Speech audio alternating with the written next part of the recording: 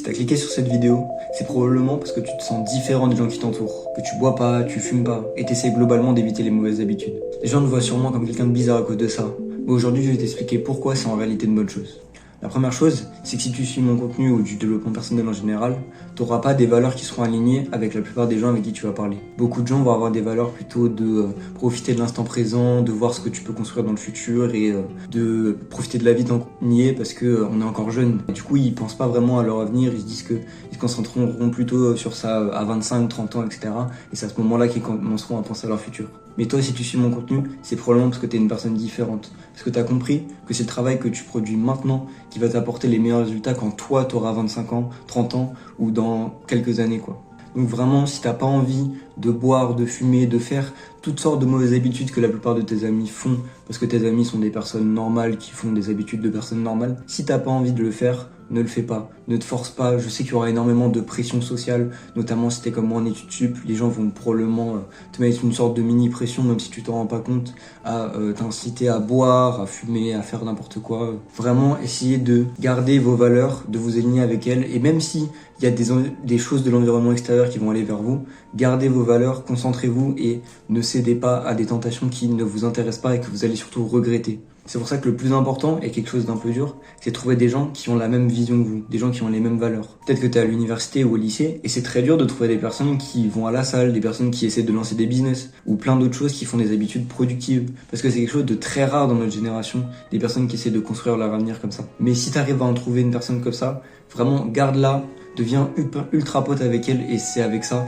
que tu deviendras infiniment plus productive.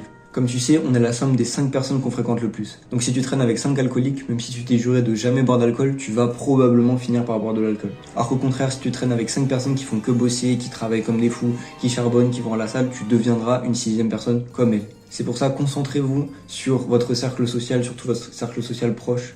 C'est pour ça que la plupart des gens regardent du contenu de développement personnel, parce que si on prend par exemple le cas de l'ONLV ou de n'importe quel autre youtubeur de dev perso, comme vous allez passer beaucoup de temps à regarder leurs vidéos, il va y avoir une sorte de relation parasociale avec eux, ils vont devenir vos amis, entre très gros guillemets évidemment, mais ils vont devenir des personnes que vous allez fréquenter souvent et dont les idées vont influer sur vous. Et du coup, c'est pour ça qu'il faut que vous regardiez du contenu intéressant et du contenu qui va vous apporter de la positivité, de la productivité, qui vont vous apprendre des choses. Vraiment, évitez de consommer du contenu qui va vous apprendre de la merde ou qui va rien vous apprendre, ou évitez de perdre votre temps tout simplement. Mais il y a beaucoup de gens qui vont considérer cette vie de travail, d'aller à la salle, etc.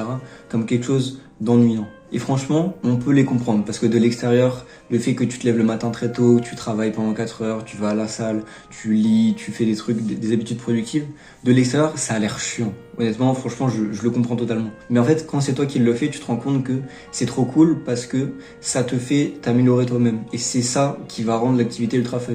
C'est que quand tu vas lire un livre, c'est pas tant l'activité de lire un livre. C'est qu'à la fin de ta lecture, tu vas dire waouh, j'ai lu ce livre, j'ai appris plein de choses, je vais pouvoir les appliquer dans ma vie et devenir une meilleure personne. Et ça, franchement, c'est vraiment fun.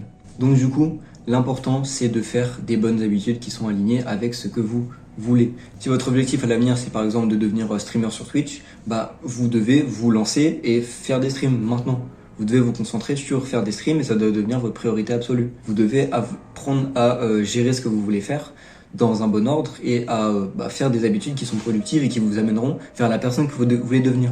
Concentrez-vous aussi évidemment sur votre santé avec le sport, la nutrition. Bon, ça, c'est le principe de ma chaîne. J'ai plein de vidéos qui parlent de ça, qui vous disent faites du sport, en particulier la salle, mangez bien, etc. Donc je vais pas continuer à le répéter encore et encore. Mais l'important, c'est pas tant les bonnes habitudes que vous allez ajouter, mais surtout les mauvaises habitudes que vous allez retirer. Si vous êtes actuellement une personne qui, par exemple, qui mange mal, qui perd son temps à regarder les réseaux, le plus important, c'est pas tant d'ajouter des bonnes choses, mais de retirer des mauvaises choses. Parce qu'en fait, les mauvaises habitudes que vous faites actuellement, elles prennent tellement d'espace dans votre cerveau que vous ne vous rendez pas compte. Si par exemple là tu es à 10 heures de temps d'écran et que tu te forces à passer par exemple moins de 2 heures sur ton téléphone, tu vas débloquer 8 heures de ta journée. Et en fait, en te forçant à ne pas rester sur ton téléphone, tu vas dire soit je regarde un mur, ce qui est extrêmement pas fun, soit je travaille, ou soit je vais à la salle, ou enfin soit je fais des trucs productifs, soit je fais rien. Et ça, c'est un truc qui m'a beaucoup aidé. Vraiment, prenez votre téléphone, surtout si votre problème c'est évidemment l'addiction au réseau, prenez votre téléphone, mettez-le dans un placard, fermez le placard et vous dites ok, Je n'ai pas le droit de toucher mon téléphone, à moins que vraiment vous ayez besoin de regarder vos notifs ou des trucs comme ça. Mais vraiment, mettez votre téléphone dans un placard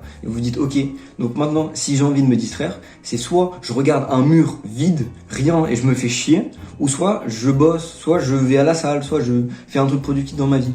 Vraiment, retirer les mauvaises habitudes, c'est ce qui va faire que vous allez être infiniment plus productif, que vous allez devenir une meilleure personne et que vous allez évidemment être le meilleur. Donc comme je le répète encore et toujours, mais il faut que ça rentre dans votre tête. Devenez des meilleures personnes. Travaillez, faites des choses qui vont dans la direction dans laquelle vous voulez aller. Si votre objectif c'est d'être indépendant financièrement, d'avoir une voiture de luxe et tout, ce qui n'est pas spécifiquement mon objectif, mais on va pas vraiment développer dans cette vidéo. Si votre objectif c'est d'avoir telle ou telle vie, il faut que vos actions elles vous amènent dans cette direction. Si par exemple vous voulez aller là et votre direction elle va par là, bah ça sert à rien tout simplement. Ou même si votre direction c'est là, que vous essayez d'aller par là et que vos amis sont là, bah en fait inconsciemment ils vont vous attirer vers eux. Et du coup, séparez-vous des personnes mauvaises, travaillez, retirez les mauvaises habitudes et vous allez devenir l'une des meilleures personnes possibles. Vraiment, faites attention à vos relations. Si vous trouvez une personne productive, devenez meilleurs potes avec elle, créez des choses ensemble et vous deviendrez les meilleurs. Sur ce, allez bosser, devenez les meilleurs, soyez musclés, soyez beaux, soyez intelligents, soyez charismatiques, soyez une personne que votre femme aimera du plus profond de son cœur parce que vous êtes une très bonne personne, que vous avez passé votre jeunesse à travailler et à devenir la meilleure version de vous-même. Et je vous aime les gars. Bisous, moi.